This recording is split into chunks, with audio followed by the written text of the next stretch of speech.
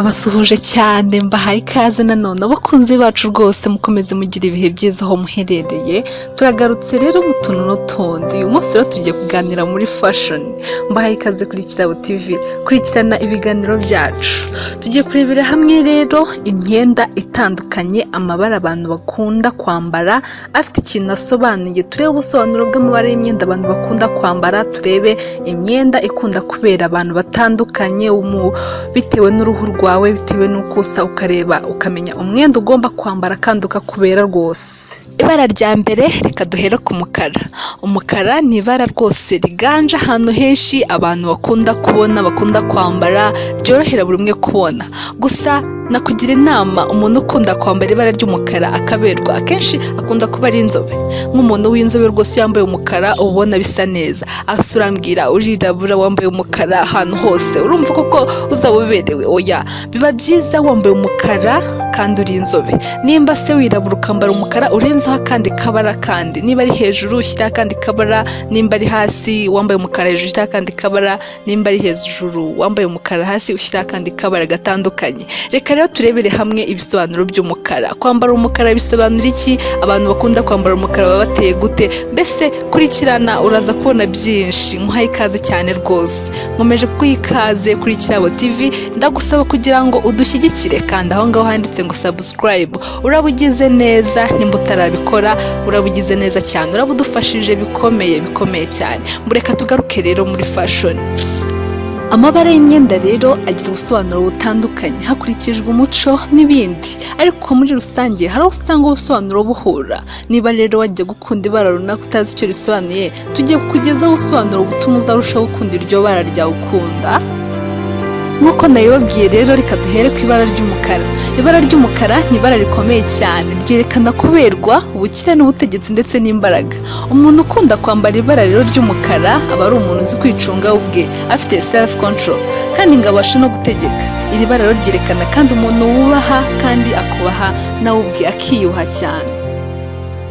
Abantu bakunda kwambara ibara kandi ry'umukara bakunda kugira ama emotion menshi cyane, bakunda kugira ama emotion kandi n'abantu bakunda kugira purpose mu buzima bwabo, bakunda kugira intego. Ibara ry'umukara rero ribafasha kumva bameze neza, bahamye rwose, bakumva bakeye. Abantu bakunda kwambara ibara ry'umukara bakunda rwose no gukomeza kumva bafite confidence muri bo, nyine bumva bashikamye cyane rwose. Gusa nyamara ngo iri bara rishobora no kwerekana agahinda, kwiheba ndetse n'ibindi bibi byose. Hari igihe umuntu yambara umukara rwose kubera ko atishimye, ahuye n'ikibazo runaka. Mbese umuntu yambara umukara bitewe n'icyamubayeho mu buzima bwiwe. Hari abawambara ko bawukunze, hari abawambara ko bageze mu bihe bibi. Mbese ni ibintu byinshi bitandukanye bishobora gutuma umuntu yahitamo kwambara ibara ry'umukara. Gusa ubusobanuro bwo kwambara ibara ry'umukara nubwo ngubwo rwose nkugejejeho. Reka turebe n'irindi bara dushobora kureba abantu bakunda kwambara, kandi turebe n'ubusobanuro bwabyo. Irindi bara rero ni ibara ry'iroza. Iri bara risobanura umucyo, rikaba ryerekana isuku. Iri bara kandi ngo riri romantike, niryo mu rukundo. Akaba ariyo mpamvu rero bavuga ko abakobwa bambaye iri bara ry'iroza baba barimo gukurura ababareba. Ibara rero ry'iroza rwose nimba urikunda jya uryambara, kuko rwose rigaragaza isuku. Abantu bakunda kwambara ibara ry'iroza rwose bakunda no gushimira, bagira umuco wo gushima cyane rwose. Ubwo rero ubusobanuro bw'ibara ry'iroza ku bantu barikunda rwose, mugume murikunde. Reka turebe rero n'irindi bara. Irindi bara rero ni ibara rya orange. Iri ni ibara rikurura amaso cyane, rimwe umuntu yambara bakavuga batarahise.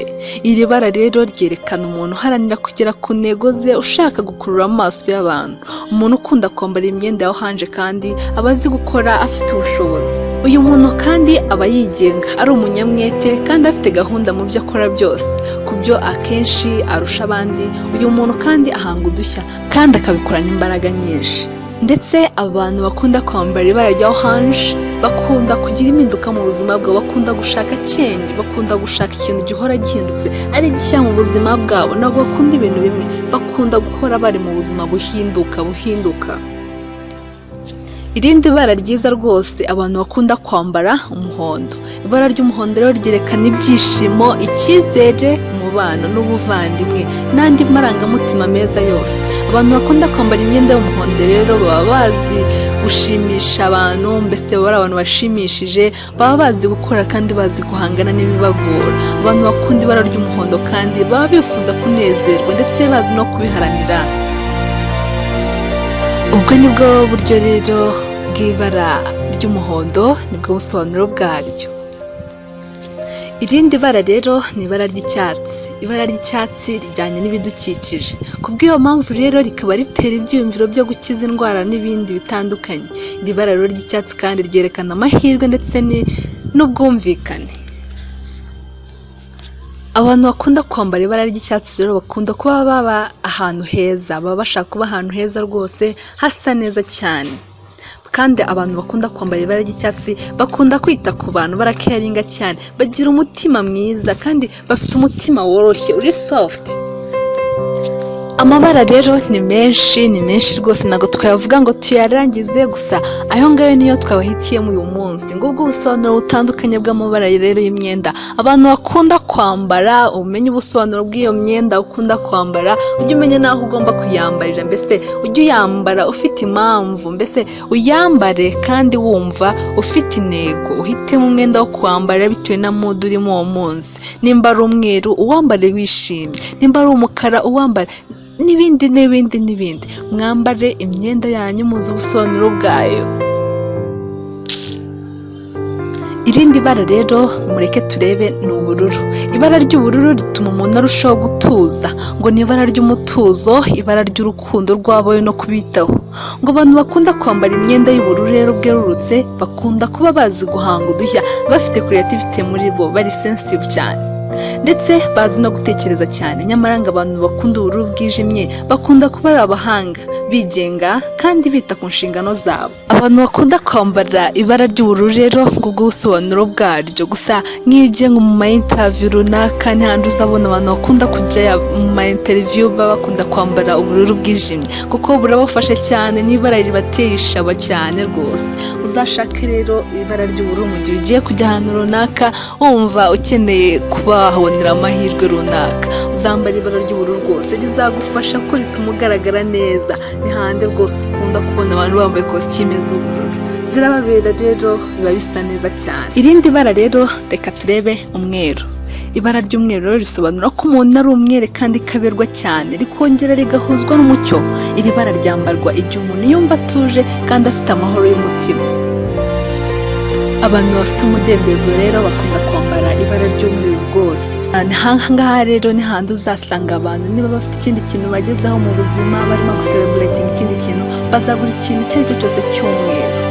Umweru rwose kugira ngo nyine bacelebrating, kubera ko umweru ni ibara risobanura umudendezo rwose, risobanura abantu bari innocent. Ngubwo rero ubusobanuro bw'ibara ry'umweru. Niba ukunda kwambara umweru rwose, ngubwo ubusobanuro bwaryo. Ukomeza ugira ibihe byiza wo ukunda kwambara umweru. Irindi bara ni ibara ry'umutuku. Iri bara rero ribyutsa ibyiyumviro n'amarangamutima, rikaba ryerekana imbaraga rwose, ubushake bukomeye ndetse n'urukundo. Abantu bakunda kwambara imyenda y'umutuku rero baba ari abantu baharanira kuba bafite intego runaka mu buzima bwabo, bakagerageza guharanira ko bazigeraho.